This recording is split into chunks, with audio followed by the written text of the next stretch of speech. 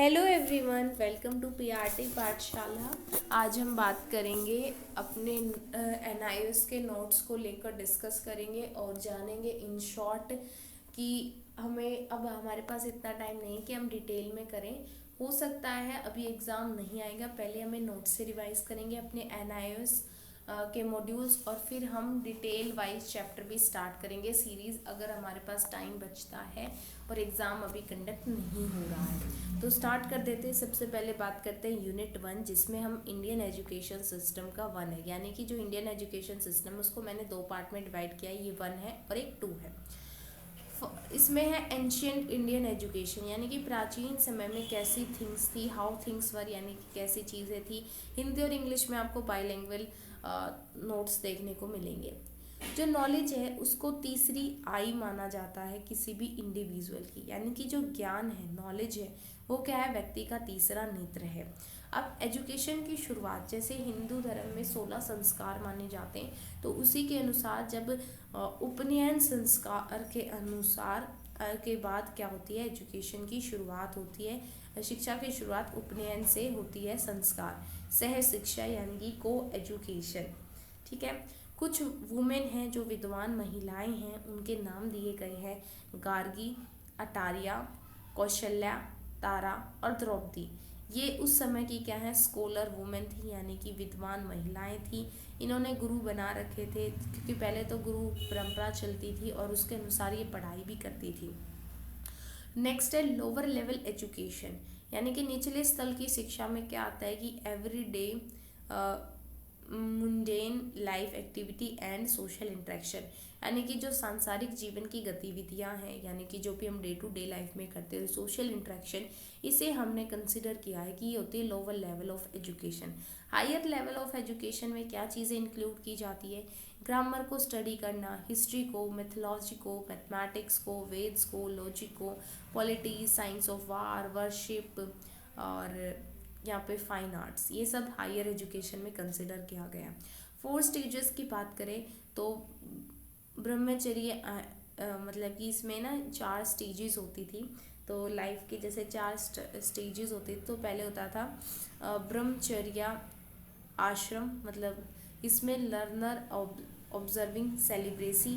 फिर है गृहस्थाश्रम, इसमें मैरिड लाइफ। नेक्स्ट है वना प्रस्थ आश्रम, इसमें रिटायर्ड लाइफ। और इसमें संन्यासाश्रम, इसमें होता है त्याग, यानी कि रिनोन्सिएशन। यानी कि 4 टाइप के स्टेजेस या 4 टाइप के आश्रम होते थे। पहले प्राचीन समय में 4 तरीके के टाइप होते थे। आश्रम का मतलब क्या होता है, घर होता है, यानी आश्रम क्या होता है, आश्रयदाता या आश्रय, तो उसे घर ही कहा जाता है। तो ब्रह्मचर्य आश्रम जहाँ पे ब्रह्मचर्य का पालन करते थे, गृहस्थ आश्रम जहाँ विवाहित परिवार, और वानप्रस्थाश्रम यानी कि रिटायर्ड होके जो भी अपने रिटायर हो जाते हैं, जैसे इस तरीके से, और संन्यास आश्रम जहाँ संन्यास ले लेते थे। फ्री थे प्राचीन समय में कि आप अपना गुरु को सिलेक्ट कर सकते हो, अपने सब्जेक्ट्स सिलेक्ट कर सकते हो, सेल्फ डिसिप्लिन को चूज़ कर सकते हो, यानी कि अपने लिए आप क्या प्रिंसिपल्स चूज़ करना चाहते हैं, क्या रूल्स, क्या वैल्यूज़, क्या बिलीव्स, तो उन सबको आप स्वतंत्र थे, चूज़ कर सकते थे। Education mechanical training of memory for who study Vedas because required to preserve and transmit for generation, यानी कि पहले जो शिक्षा थी वो कैसी थी, उसमें मैकेनिक शिक्षा क्या थी, स्मृति पर आधारित थी और यांत्रिक प्रशिक्षण था, यानी कि टेक्निकल ट्रेनिंग थी मेमोरी की। जो वेदास थे उनको याद कराया जाता था। वेदास जो पढ़ते थे उनके लिए ज़रूरी था कि वो आने वाली पीढ़ियों को क्या करें, वेदों को बचा के रखे, प्रिजर्व करे और आगे अपनी जनरेशन में ट्रांसमिट करे, क्योंकि जो प्राचीन समय में जो वेद थे वो क्या थे, बोलकर आधारित थे, यानी कि श्रुति थे, उन्हें वो रिटर्न में नहीं थे, जैसे आज हमारे पास प्रेजेंट है ऐसे नहीं थे। तो जो एजुकेशन थी उस समय मेमोरी बेस्ड थी और मैकेनिकल ट्रेनिंग पर थी कि वेदा याद कर लेते, जैसे जिन्होंने 4 वेद याद कर लिए तो चतुर्वेदी, 2 करे द्विवेदी, 3 के त्रिवेदी, इस तरीके से। जो लाइफ लॉन्ग कंटिन्यूस प्रोसेस होती है सेल्फ इम्प्रूवमेंट की, वही एजुकेशन में, क्योंकि हमें अपने आत्म सुधार करते रहना पड़ता है जीवन पर्यंत। फिर बात करते हैं कि उस समय गुरु का कॉन्सेप्ट क्या था। तो गुरुकुल सिस्टम हुआ करता था, वहाँ पर ही रहना पड़ता था, हॉस्टल बोर्डिंग स्कूल था, और सबसे अच्छी बात कि वो फ्री होता था। ध्यान आ गया आपको?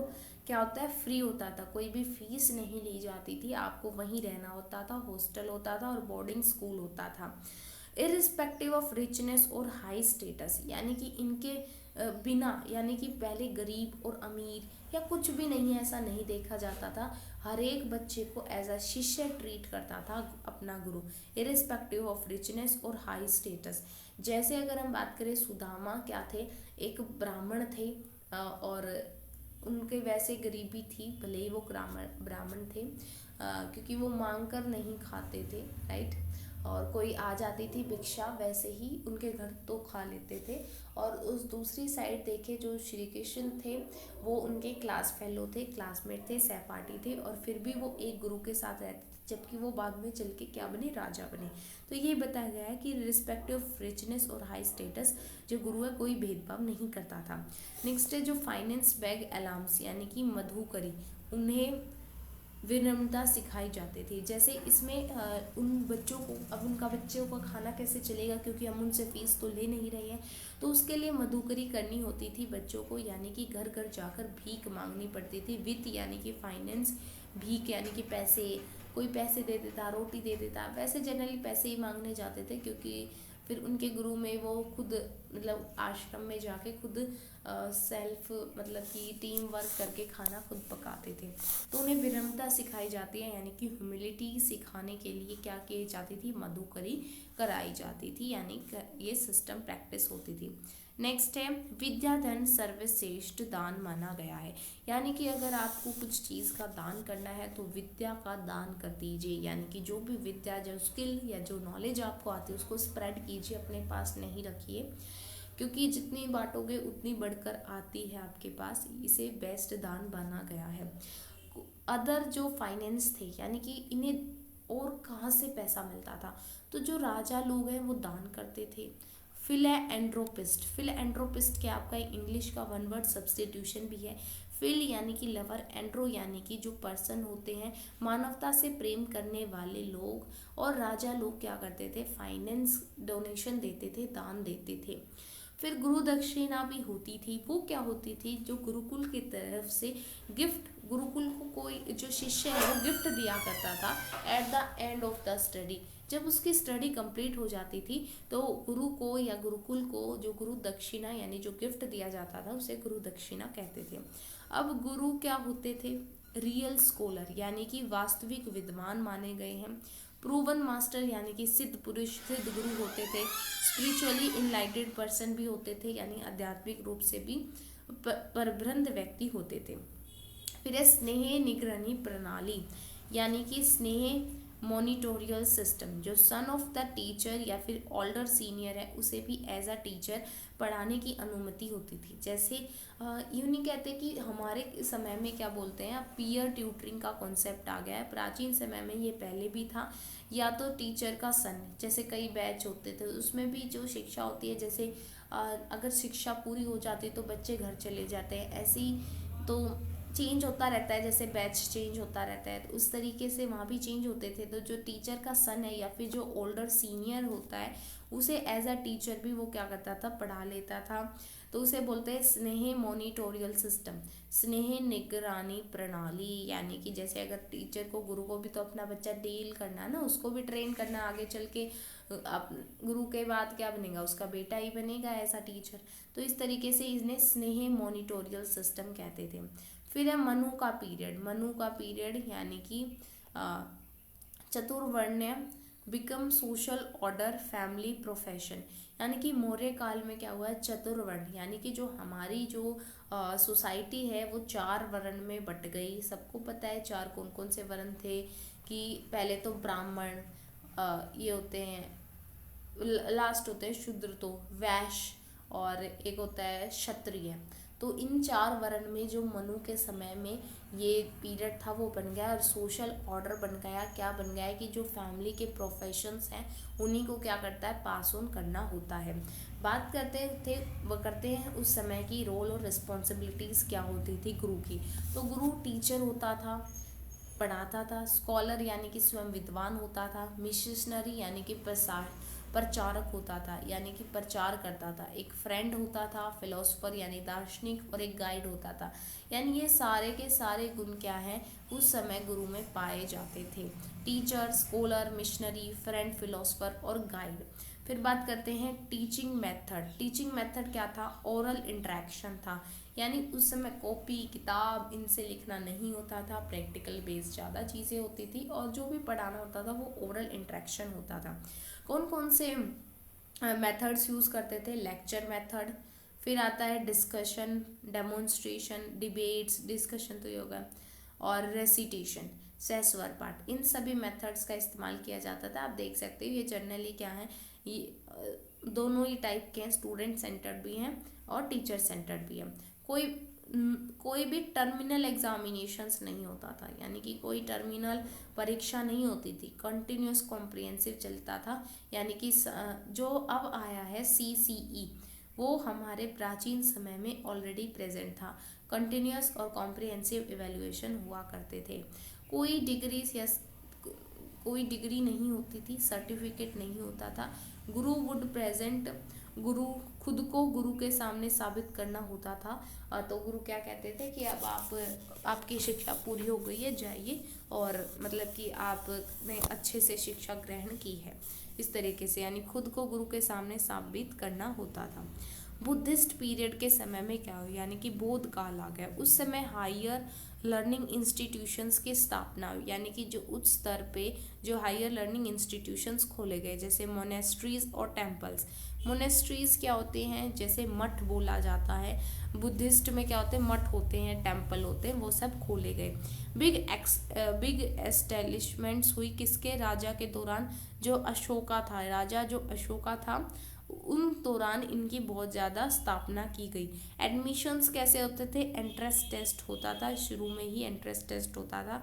और कौन कौन सी हमारी यूनिवर्सिटीज़ हैं, जैसे कि तक्षशिला, नालंदा, विक्रमशिला, वल्लभी, और नादिया, कांची, बनारस। तो ये क्या है, ये कुछ जगह हैं या फिर यूनिवर्सिटीज़ हैं जहाँ पे स्थापित की गई थी ये मोनेस्ट्रीज और टेम्पल्स, और अशोका के टाइम में जब सबसे ज़्यादा, और एडमिशन्स एंट्रेंस टेस्ट से होते थे। फिर आ गया है इस्लामिक या मेडिवल पीरियड, और वहाँ से लेकर और फिर ब्रिटिश तक की जर्नी देखेंगे। तो यहाँ पे दो चीज़ें होती थी, एक तो बोलते हैं मकदब और एक मदरसे। तो मदरसे में तो होती है हायर एजुकेशन, हम पहले ही देख चुके हैं क्या हायर एजुकेशन होती है, क्या लोअर एजुकेशन। लोअर एजुकेशन में सांसारिक बातें बताई जाती है कि आपको क्या करना चाहिए, क्या नहीं करना चाहिए, डे टू डे लाइफ में क्या करना चाहिए। ये सब जो आम बातें होती हैं जीवन की, साधारण आम जनता के जीवन से संबंधित, वो लोअर एजुकेशन में आती है। हायर एजुकेशन में पढ़ाई आती है, हिस्ट्री, साइंस, ये सब। तो हायर एजुकेशन तो मदरसे में हुआ करती थी, और मकताब में होती थी लोअर एजुकेशन, किसमें, मकतब में, ठीक है। मॉस्क्यूज क्या होती हैं, मस्जिदें होती हैं जहाँ पर जो रिलीजियस इस्लामिक एजुकेशन दी जाती है, यानी कि जो भी स्पिरिचुअल या फिर धार्मिक इस्लामी शिक्षा दी जाती है। ये हमने बात कर ली अब इस्लामिक पीरियड की। अब जो फिर है यहाँ पे कौन कौन टीचर होते हैं, यहाँ पे ये दिया गया है, मुल्ला और मौलवीज क्या होते हैं, इनके टीचर्स को बोला जाता है। फिर प्रोफेशनल टीचर की क्या क्या कैरेक्टरिस्टिक्स होती हैं, तो भाई वो एक ओपन माइंडेड होता है, पॉजिटिव रहता है, कम्युनिकेटिव है, यानी कि बच्चों से बात करता रहता है, लिसनर, बच्चों की सुनता भी है, डिपेंडेबल, यानी कि एक किस टाइप का होता है, मतलब कि भरोसेमंद टाइप में, इस तरीके से, डिटरमाइंड भी बोल सकते हो, पर्सनेबल व्यक्ति, तो डिपेंडेबल या इस तरीके का, ऑर्गेनाइज्ड होता है, self confident, motivated, constructive, compassionate. Constructive तो वही हो गया ना, कंस्ट्रक्टिव एजुकेशन चल रहा है ना, रचनात्मक। और कंपेंशनेट होती है अनुकंपा, ठीक है, individually perceptive, value based, sensitive, knowledgeable, creative, patient, committed. ये सब कैरेक्टरिस्टिक्स एक प्रोफेशनल टीचर में होनी चाहिए। अब बात करते हैं जो जेनेसिस है, यानी कि इंडियन एजुकेशन टुडे, यानी कि अब हम क्या आ गए हैं, सीधा आ गए हैं हम इंडिपेंडेंस पीरियड से पहले की एजुकेशन को देखने के लिए। तो क्या हुआ, यानी इंडिपेंडेंस से पहले का पीरियड कौन सा था, जब हम गुलाम थे, यानी ब्रिटिशर्स का रूल था, तो उस समय इंडियन एजुकेशन सिस्टम कैसा था। तो जो मिशनरीज और जो चर्चेज है उन्होंने इंग्लिश में स्टार्ट करा दी थी पढ़ाई। अब ये कौन से धर्म से रिलेटेड आ गया, चर्चेज वगैरह, क्रिश्चियनिटी। जो वहाँ पर वेस्टर्न साइड में थे जो ब्रिटिशर्स हैं वो क्रिश्चियनिटी लेकर आए थे। जो मिशनरीज थी और चर्च थे उसमें क्या होती थी, इंग्लिश की पढ़ाई होती थी। अर्लियर जो टेम्पल थे यानी कि जो प्राचीन मंदिर थे उसमें संस्कृत और मदरसा पर्शियन और अरेबिक में पढ़ाई जाती थी, यानी कि फारसी और अरबी में संस्कृत और मदरसा, यानी कि देखो संस्कृत पढ़ाई जाती थी टेम्पल में और मदरसे में कौन सी भाषा, पर्शियन और अरेबिक। ध्यान रखने वाली बात है यहाँ पे ना, एक क्वेश्चन पूछा गया था, ठीक है, कि मदरसे में कौन सी 2 लैंग्वेज पढ़ाई जाती थी, काफ़ी लैंग्वेजेस लिखती थी। तो याद रखना है टेम्पल में तो संस्कृत और मदरसे में पर्शियन और अरेबिक और चर्चेज में फिर इंग्लिश भाषा पढ़ानी शुरू करती थी। सबसे पहले एक चार्टर एक्ट आया 1813 में, यानी ये ब्रिटिशर्स के टाइम का है। तो चार्टर एक्ट आया, कब आया, 1813 में। इसमें क्या बात कही गई, 1 लाख हर साल क्या है हमें लगाने होंगे, किसके लिए, एजुकेशन के लिए। और किस लिए, इंग्लिश को स्टार्ट करने के लिए, इंग्लिश का प्रमोशन करने के लिए, ये सब होता है था।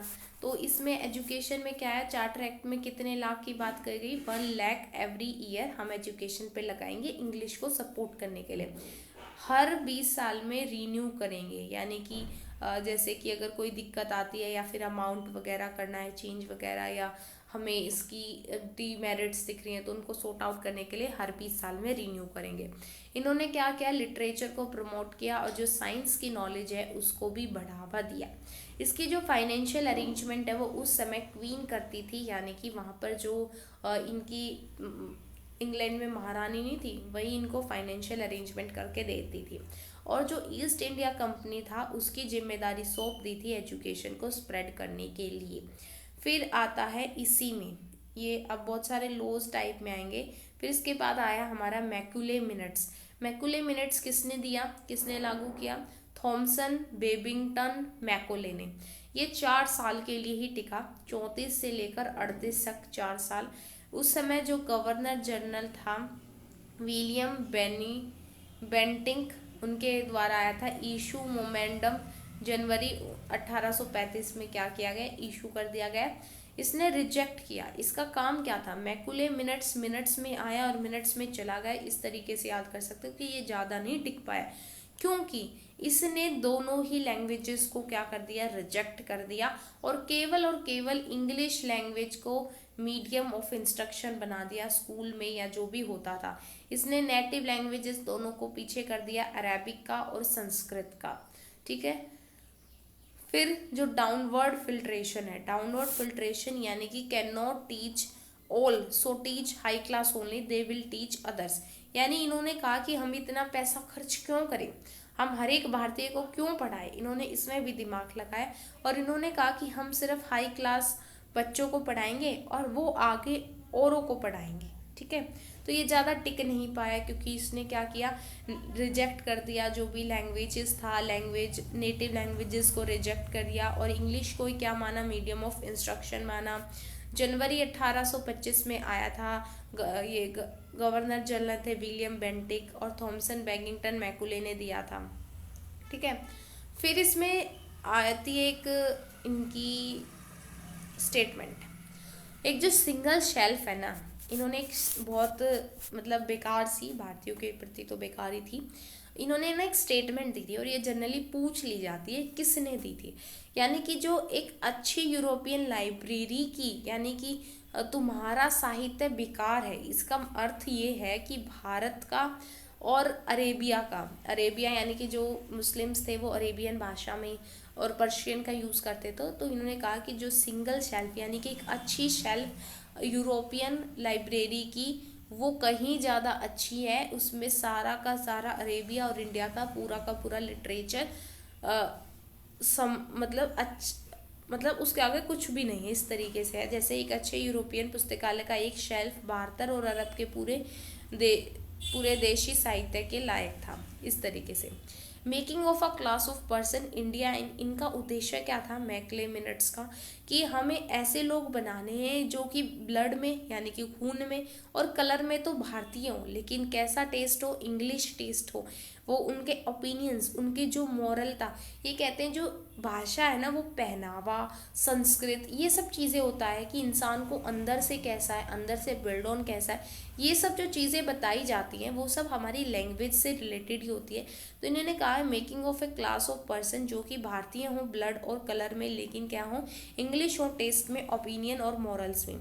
फिर इसके बाद आता है हमारा वुड का डिस्पैच। वुड का डिस्पैच है, इसे मैग्ना कार्टा बोलते हैं एजुकेशन के लिए। क्या बोलते हैं? मैग्ना कार्टा कब आया? 1854 में। गवर्नर जनरल यानी कि लॉर्ड डलहौजी के टाइम पे आया। ऑब्जेक्टिव क्या था कि अब हमें पब्लिक सर्वेंट्स की क्लास बनानी है, यानी कि जो हमारे पब्लिक सर्वेंट्स हैं, यानी जो ये ऑफिशियल्स होते हैं, लिखा पढ़ी का काम, ये नहीं कहते कि इंडियन भारतीयों ने, ये तो बहुत बोला जाता है कि जो हमारी एजुकेशन है, प्राचीन एजुकेशन है, वो बिल्कुल लुप्त हो चुकी है। और जो ब्रिटिश जो लेकर आए एजुकेशन, उनका उद्देश्य केवल केवल ये था कि भारतीयों को क्या बनाना, एज आ मतलब कि लिखा पढ़ी का काम, छोटी पोस्ट पे रख देना, उनको उनका जो टैलेंट है वो छीन लेना इस तरीके से। जैसे अब इन्होंने कहा कि जो हम क्या करेंगे, इन्होंने फिर दिमाग लगाया कि ऐसे तो बात बनेगी ही नहीं, अगर हम इनको इनकी भाषाओं में नहीं पढ़ाएंगे तो ये तो चल ही नहीं रहा है, क्योंकि उनको समझ आ ही नहीं रही है। क्योंकि हमने पढ़ा है ना कि लैंग्वेज एक्विजिशन डिवाइस होता है, लेकिन वो एक्टिव होता है कुछ समय के लिए और फिर वो ज़्यादा आप करते हो, यानी कि 5 साल के बाद जो बड़े बच्चे होते हैं उनको ज़्यादा दिक्कत होती है नई लैंग्वेज सीखने में। इन्होंने कहा कि एक काम करते हैं, प्राइमरी एजुकेशन तो दे देते हैं वर्नाकुलर लैंग्वेज में। वर्नाकुलर क्या होता है? वर्नाकुलर जो वर्ड है नाइविस में वो यूज़ किया गया है, जो हमारी स्थानीय भाषा होता है, मदर टंग होती है, तो स्थानीय भाषा में सिखाएंगे। हाई स्कूल होगा एंग्लो एंग्लो वर्निकुलर लैंग्वेज में, यानी कि एक दो और मिक्स कर देंगे। और कॉलेज में होगा केवल और केवल इंग्लिश लैंग्वेज में। इसमें डिपार्टमेंट बनाए पब्लिक इंस्ट्रक्शन के लिए, जैसे कि Bengal, Bombay, Madras, Punjab, north western province, यानी यहाँ पे यूनिवर्सिटीज़ टाइप में पहले तो इंस्ट्रक्शन बनाए ना, डिपार्टमेंट्स बनाए पब्लिक के लिए, वहाँ पे इनकी भर्ती करने के लिए। फर्स्ट 3 यूनिवर्सिटीज़ हमारी 1857 में खुली थी, कलकत्ता, बॉम्बे और मद्रास। जो नेटवर्क है ग्रेडेड स्कूल्स, यानी कि अच्छे स्कूल्स का, एलिमेंट्री स्कूल्स थे, फिर हाई स्कूल्स थे, फिर इंटरमीडिएट थे, फिर कॉलेज और फिर यूनिवर्सिटीज़। इनका सिस्टम ऐसा चल रहा था। कैसे? पहले एलिमेंट्री स्कूल्स क्या होते हैं कि जनरली पहली से 5वीं कर लेते हैं, कई बार 8वीं कर लेते हैं। हाई स्कूल उनसे बड़ा स्कूल हो गया। इंटरमीडिएट क्या होता था? बीच में होता था, क्योंकि कॉलेज आपको जाना है केवल और केवल इंग्लिश लैंग्वेज में, अब तक आप स्थानीय पढ़ के आए, तो इंटरमीडिएट ये भी बोल देते हैं कि 10वीं 12वीं को इंटरमीडिएट बोल देते हैं, कि जैसे मीडिएट करा, इंटरमीडिएट करा 10वीं 12वीं को, और फिर हमारे कॉलेज आए। और यहाँ पर हाई स्कूल्स में क्या आ जाएगा, जैसे कि 8वीं से 10वीं तक की पढ़ाई, फिर 10वीं से 12वीं इंटरमीडिएट और फिर कॉलेज। जो वुमेन की एजुकेशन थी, ट्रेनिंग थी और प्रोफेशनल डेवलपमेंट प्रॉपर होता था टीचर्स का, क्योंकि उस टाइम पे भी क्या थे, फीमेल टीचर्स होती थी। रिकमेंडेशंस को काफ़ी लंबे समय तक लागू ही नहीं किया। और सिंसियरली प्रमोट यूनिवर्सल लिटरेसी, इन्होंने ईमानदारी से क्या किया, सार्वभौमिक साक्षरता पर ध्यान दिया नहीं गया, बढ़ावा नहीं दिया। यूनिवर्सल लिटरेसी मतलब कि सबको नहीं पढ़ाया इन्होंने, सीरियसली मतलब सिलेक्टेड बच्चों का ही लेते थे, क्योंकि पीछे भी बताया एंट्रेंस वगैरह लेते थे, तो इंग्लिश जो नहीं पढ़ पाएगा उसे तो ये कैसे पढ़ाएंगे, तो इसलिए इन्होंने यूनिवर्सल लिटरेसी पर सिंसियरली ध्यान नहीं दिया, ना ही प्रमोट किया। फिर आता है इसके बाद हंटर कमीशन 1882 में लाया गया। ये एग्जामिन करने के लिए जो 1854 में जो डिस्पैच हुआ था वो काम अच्छे से कर रहा था या नहीं कर रहा था। फिर इन्होंने कहा कि अब हम बनाते हैं 2 स्ट्रीम हाई स्कूल में। इन्होंने क्या कर दी, 2 स्ट्रीम्स बना दी। पहली तो यूनिवर्सिटी एजुकेशन करने के लिए, यानी वो बच्चे क्या करेंगे आगे जाके, जैसे 2 बैच नहीं करते थे, अब तो खैर 3 सिस्टम है स्ट्रीम्स का, साइंस, कॉमर्स, आर्ट, ठीक है। जैसे 10th के बाद आपको चूज़ करना पड़ता है ना 11th में जब आप प्रोसीड करते हो, तो इस तरीके से वहाँ पे 2 स्ट्रीम्स कर दी इन्होंने हाई स्कूल्स में। एक तो फर्स्ट की जो कि यूनिवर्सिटी एजुकेशन लेंगे, आगे जाके और पढ़ाई करेंगे। सेकंड जो उसमें कमर्शियल, वोकेशनल और टेक्निकल एजुकेशंस देने लगे। अब भी होता है कई जगह, जैसे पॉलिटेक्निक्स होती हैं, वोकेशनल कोर्सेज होते हैं, यानी कि आपको सीधा इतनी पढ़ाई जितनी आपको काम करनी थी रोजगार के लिए वो कर ली, फिर आप स्पेशल स्किल सीख लेते हो जिससे आप अपना लिवलीहुड को चला सकें। फर्स्ट टाइम क्या हुआ, डाइवर्सिफाई कर दिया स्कूल करिकुलम को और वोकेशनल एजुकेशन को क्या क्या इंट्रोड्यूस किया, जो कि पहले प्राचीन समय में टोटली इग्नोर हो रहा था रियलिटी में। यानी ब्रिटिशर्स ने क्या किया, स्कूल के करिकुलम को डाइवर्सिफाई किया और वोकेशनल एजुकेशन को भी इंट्रोड्यूस किया। फिर इसके बाद है यूनिवर्सिटीज़ कमीशन। यूनिवर्सिटीज़ कमीशन कब आया, 1904 में आया। वैसे कमीशन अपॉइंट हुआ था 1902 में, लेकिन बनते बनते भाई 2 साल हो गए लागू होते होते। इन्होंने क्या किया, यूनिवर्सिटी एडमिनिस्ट्रेशन को रीऑर्गेनाइज किया, यानी जो यूनिवर्सिटीज़ होती हैं उनको रीऑर्गेनाइज करा। सेकेंडरी जो स्कूल्स हैं वो अब यूनिवर्सिटीज़ के कंट्रोल में आ गए थे, यानी कि जो माध्यमिक विद्यालय होते हैं, सेकेंडरी स्कूल्स, वो भी यूनिवर्सिटी के अंडर दे दिए। उन्होंने कहा कि हम खुद कर लेंगे, इनको संभाल लेंगे, कैसे करिकुलम बनाएंगे। अब तुम क्या करते हो, तुम पहले वर्निकुलर फिर एंग्लो वर्निकुलर में पढ़ाते हो और हमें सीधा इंग्लिश में पढ़ाते हैं, मैच ही नहीं बैठता। तो उन्होंने कहा कि हम सेकेंडरी स्कूल्स को भी हमारे अंडर दे दो और हम इनको देख लेंगे कैसे क्या कराना है। फिर इंडियन यूनिवर्सिटीज़ एक्ट जो कि 1904 में आए, इसने क्या किया, जो स्कूल्स हैं वो यूनिवर्सिटीज़ क्या करनी पड़ी, रिकॉग्नाइज करने लगी कि ये स्कूल रिकॉग्नाइज है। यानी कि क्योंकि वो यूनिवर्सिटीज़ के अंडर आ गए स्कूल्स, तो यूनिवर्सिटीज़ चेक करने लगी ना कि तुम हमारे मापदंडों पर सेट हो पा रहे हो, नहीं हो पा रहे हो तो रिकॉग्नाइज कर देते हैं। यहीं से जो रिकॉग्निशन का जो सिस्टम है वो शुरू हुआ। पहले कोई रिकॉग्नाइज्ड नहीं होता था कि कोई रिकॉग्नाइज स्कूल है, नहीं है, तो यूनिवर्सिटीज़ क्या करने लगी, रिकॉग्नाइज करने लगी। फिर आता है सेडलर कमीशन। सेडलर कमीशन आया 1917 में, यानी जो कैलकटा यूनिवर्सिटी कमीशन। इसमें बाइफर्केशन कर दिया higher education at the intermediate education, यानी कि जो इंटरमीडिएट की परीक्षा है उसमें जैसे अभी बताया था कि पहले एलिमेंट्री स्कूल्स थे, फिर उसके बाद हमारे हायर थे, फिर इंटरमीडिएट थे। तो बाइफर्केशन हो गया कि जो हायर एजुकेशन है वो इंटरमीडिएट एग्जामिनेशन के बाद होगी, यानी कि फिर उसके बाद जो एक कॉलेज की पढ़ाई है वो कब होगी, जैसे 10th 12th के बोर्ड्स टाइप में हो गए। पहले तो ऐसे ही पढ़ाई होती थी ना, तो उस तरीके से प्राचीन समय में क्या हो, इंटरमीडिएट के एग्जामिनेशंस होते थे, फिर उसे बाइफर्केशन होगा। और इंटरमीडिएट कॉलेजेस बना दिए, यानी कॉन्सेप्ट आ गया 10+2 का, यानी कि 12th क्लास का कॉन्सेप्ट आया। आर्ट, साइंस, मेडिसिन, इंजीनियरिंग और टीचिंग, ये सब क्या करें, डिफरेंट स्ट्रीम्स बन गई। अब भी है साइंस, कॉमर्स, आर्ट, तो उसी तरीके से ये क्या बन गई, स्ट्रीम्स बन गई। कब, सेडलर कमीशन में। और यहाँ पे बोर्ड ऑफ एजुकेशन को भी स्थापित करा गया। बोर्ड ऑफ एजुकेशन भी अलग अलग होते हैं, जैसे सीबीएसई बोर्ड, आईसीएसई बोर्ड। तो उस समय भी क्या है, कोई एक कॉमन जो बोर्ड ऑफ एजुकेशन है वो सेटअप किया गया। फिर बात करते हैं हम हार्टोग कमीशन की। हार्टोग कमीशन कब आया, 1929 में आया, जिसने रिव्यू करी कि जो एजुकेशन की पोजीशन कैसी है, यानी कि जो एजुकेशन की ग्रोथ है ब्रिटिश इंडिया में उसकी कैसी हो रही है। मिडिल स्कूल स्टेज को और डाइवर्सिफाइड कर दिया, जैसे अब अलग अलग जो सब्जेक्ट्स हैं वो चेंज कर दिए गए। मिडिल स्टेज के एंड में जो बॉयज़ हैं उनके लिए इंडस्ट्रियल और कमर्शियल कैरियर की ऑप्शन भी शुरू कर दी। इंडस्ट्रियल जैसे कि उद्योग में और कमर्शियल में जो भी बिजनेस टाइप जो करियर्स हैं उनकी भी ऑप्शंस उनके लिए स्टार्ट कर दी गई। फिर है service conditions of the secondary teachers, यानी उनकी भी कुछ कंडीशंस लगा दी सेकेंडरी टीचर्स के लिए कि आपको ऐसा करना है, ऐसा नहीं करना है, यानी कि टीचर्स को भी थोड़ा सा रेस्ट्रिक्ट कर दिया गया। फिर है सापरू कमीशन। सापरू कमीशन तेज बहादुर सापरू के द्वारा दिया गया था 1934 में। जो यूपी की गवर्नमेंट ने है उन्होंने कॉजेज निकाले कि अनएम्प्लॉयमेंट क्यों है यूपी में, ठीक है। तो यूपी को इन्होंने यहाँ पे दिया है यूनाइटेड प्रोविडेंस। यूपी हमारा वो वाला यूपी नहीं है जो अब जो स्टेट है, वो थे यूनाइटेड जो प्रोविडेंस। जैसे कि राजाओं के समय में क्या था कि सबके अलग अलग छोटे छोटे राज्य थे, तो ब्रिटिश आए तो उन्होंने एक साथ करके उसको यूनाइटेड प्रोविडेंस का नाम दिया है, शॉर्ट फॉर्म में यूपी कहने लगे, यूनाइटेड प्रोविडेंस।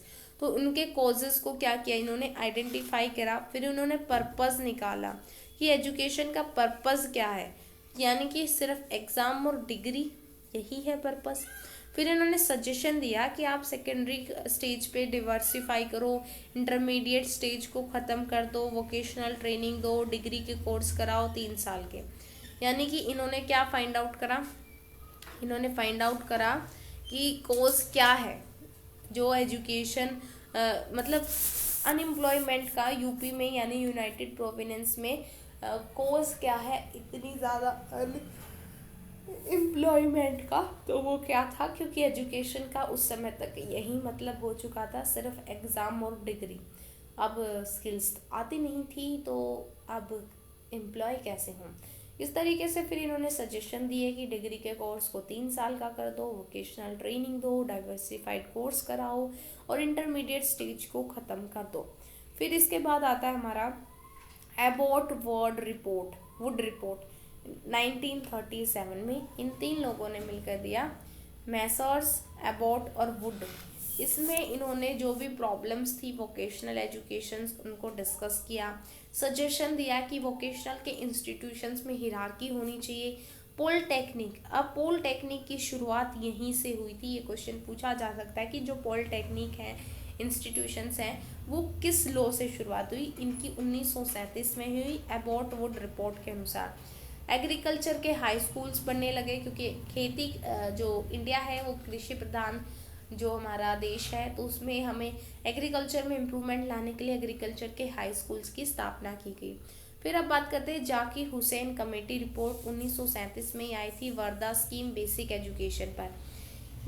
2 दिसंबर 1937 में उस समय तक कितने प्रोविजंस थे, 7 प्रोविजंस थे। फ्री और कंपल्सरी एजुकेशन की इन्होंने बात की कि बेसिक एजुकेशन तो सबके पास होनी ही चाहिए, और 7 साल की इन्होंने एजुकेशन की बात की, जबकि आजकल आरटीई एक्ट 2009 में 6 से 14 साल के बच्चों के लिए क्या है, फ्री शिक्षा दी जाती है। अब इन्होंने मीडियम ऑफ इंस्ट्रक्शन समझ आया कि इनको इंग्लिश समझ आ ही नहीं रही है, तो हम क्या क्या पढ़ा रहे हैं, कोई फ़ायदा ही नहीं है, या हमारे काम के एम्प्लॉयबल बन ही नहीं रहे, तो इन्होंने मीडियम ऑफ इंस्ट्रक्शन अब मदर टंग कर दिया।